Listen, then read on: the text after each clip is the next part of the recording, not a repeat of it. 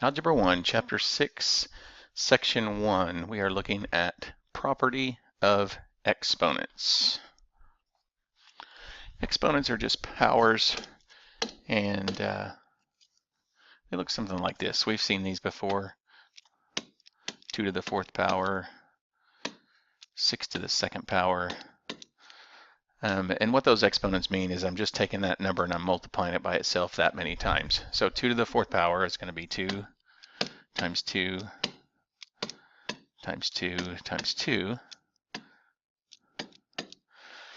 And don't speed through these. Sometimes we look at it and we say, oh, 2 to the 4th power, that's just 2 times 4, which is 8, which obviously that is incorrect. So if we just go through, 2 times 2 is 4, 4 times 2 is 8, and 8 times 2 is 16. So 2 to the 4th power equals 16. Same with the second one. It would be really easy to just speed through that and go, hey, that's just 6 times 2, which is 12. But of course it's not. It's 6 times 6, which ends up being 36. So be careful that you take the number by itself, multiply it by itself that many times. Now, some things that maybe we haven't seen in the past. What if we take something to the 0 power?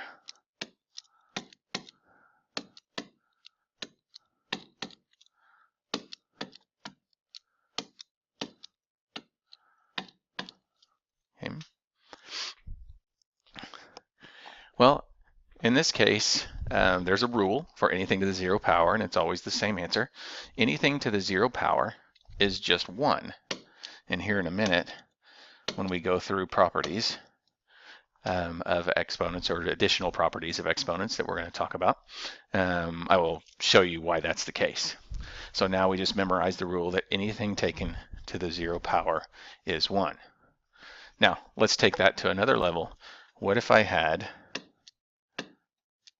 2 to the 4th power, which we did before, times 8 to the 0 power? What is that going to look like? Well, we're going to do each one of those individually. So I'm going to take 2 to the 4th power, which we know from the previous screen is 16. And I'm going to take 8 to the 0 power, which we know from this screen is 1. And so my answer is 16 times 1, which is 16.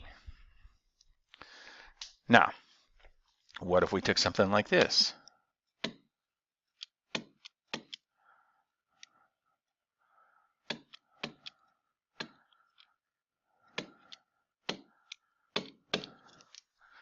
Okay. We have to understand that that parentheses signifies that everything inside of that parentheses is taken to the 0 power.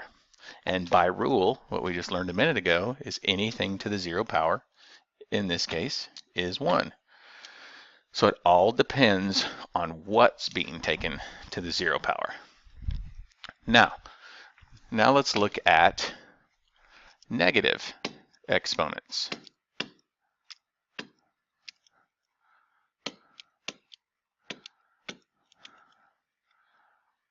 Let's go back with the 2. And instead of being at the 4th power, let's take it to the negative 4th power.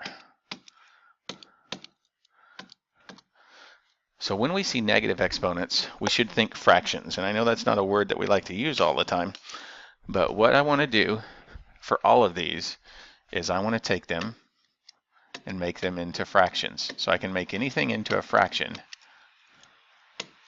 by putting it over a denominator of 1.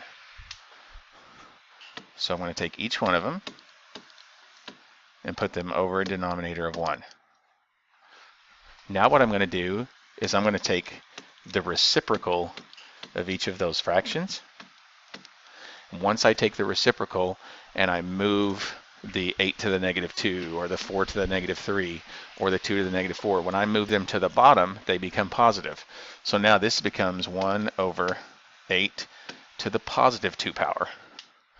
This one becomes 1 over 4 to the positive 3 power. And the bottom one becomes 1 over 2 to the positive 4 power. Now, it would be really easy to say, oh, we're done, 1 over 8 squared, but I actually know that value. I actually know that 8 to the 2nd power is 64. So my actual answer is 1 64th.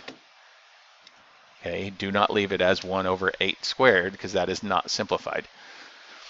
So I got on to the next one, and 4 to the third power, that's going to be 4 times 4, which is 16, and then 16 times 4, which is 64. So this one is also 1/64th. And now I go to my final one. I know that 2 to the 4th power is 16 because we've been using it a few times. So that's going to be 1 over 16. So when you have a negative exponent, first make it a fraction by putting it over 1, then flip it, and then simplify. So now let's take a look at multiplying exponents. So I'm going to just have a big multiply on this page. So let's start simple. Let's say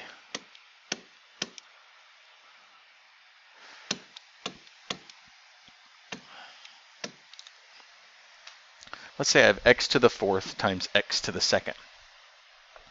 Anytime that I'm multiplying, what I need to have are like bases.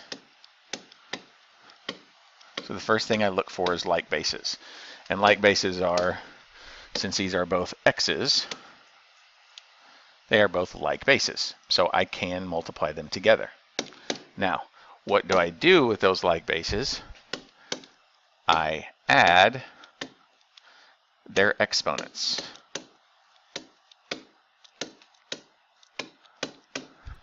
So this becomes, because it's a like base, in my answer, it has to have that base. And then I add, whoop, oh, that was back on the, there we go. Then I add their exponents. So this leaves me with a value of x to the 6th power.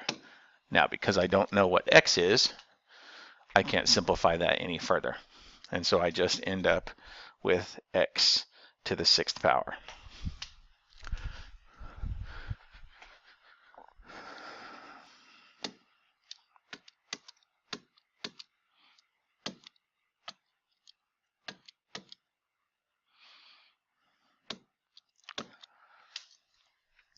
Okay, so what if those x's are like bases, which they are, but they have numbers out in front of them? We're always going to look at the numbers first. So we're going to take the 2 times the 3 and get 6. Then we know our like base is x. And what I do is I add those exponents together. So 4 plus 6 gives me 10 to the power, or to the 10th power. So I end up with 6x to the 10th power. Now, you might wonder, well, how does this work with division? Well, that's what we're going to move into next.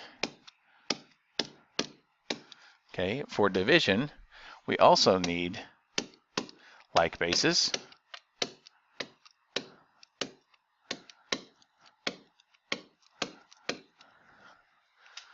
And when we have those like bases, we are going to subtract the exponents. Board seems to be working really well. Oh, as soon as I say that. Oh well, we're going to subtract. So what if we had x to the 8th power divided by x to the 2nd power? First we identify the like bases. Yes, they're the same. And so what we're going to do is have that same base in the end. Get all my colors going here. And then we're going to subtract. So we're going to do 8 minus 2, which is going to end up being x to the 6th power.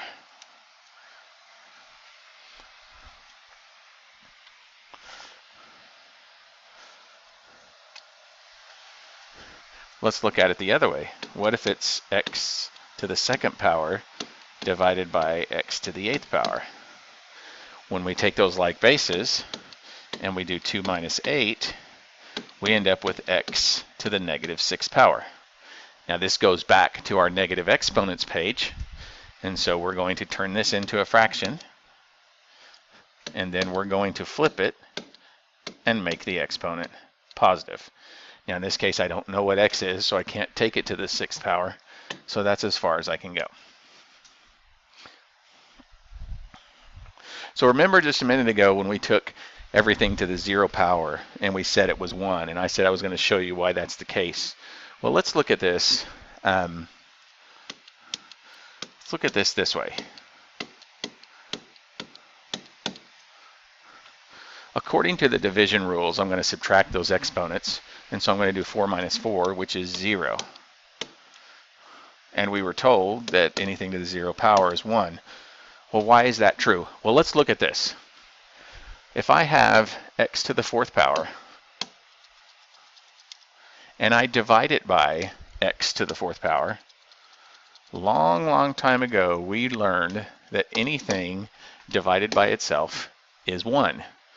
And so when I do that subtraction and I get 0, it's still 1. So kind of hard to wrap our brain around when we just say, when Mr. Renault just says, well, it's just 1 and that's why. But this is why. I could also look at it a different way. I could look at x to the 4th over x to the 4th, and I could write these out. That's x times x times x times x all over x times x times x times x. And we know the rules of fraction.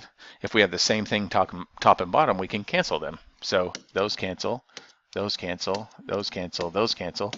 And when anything in a fraction cancels itself, our answer is always 1. And so that's how we come up with that. Okay, so now what I want to do, I know this is getting a little bit long, we're at about 12 minutes, but I'm going to go through and do a few examples of things you might see in your work.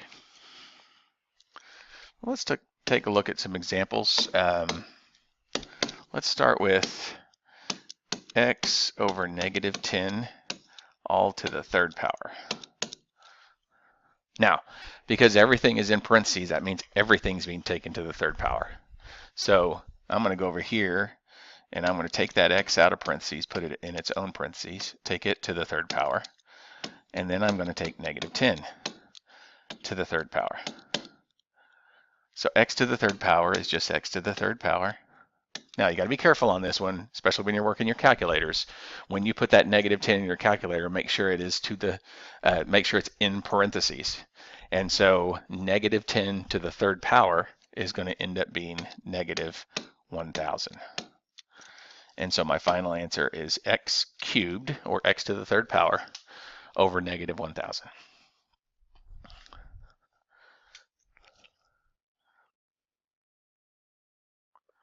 Okay, how about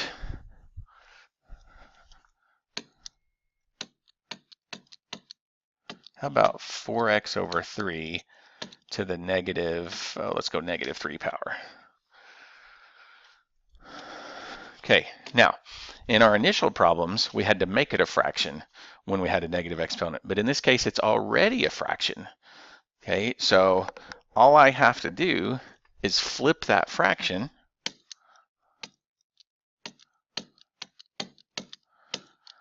and now my power is positive. Because it's on the outside, that means it flips both of them, and they're both being taken to the 3rd power, just like the one up above. I'm going to separate this. I'm going to put the 3 in parentheses and take it to the 3rd power. And then I'm going to put the 4x in parentheses and take it to the 3rd power. So 3 times 3 times 3, that's going to give me 27. Now here's where it gets a little different. Down below, both of those terms are being taken to the 3rd power, the 4 and the x. So let's look at them separately. 4 to the 3rd power, just like we did a couple of problems ago, 4 to the 3rd power is going to be 64. And then x to the 3rd power is just x to the 3rd power. So the question is do I take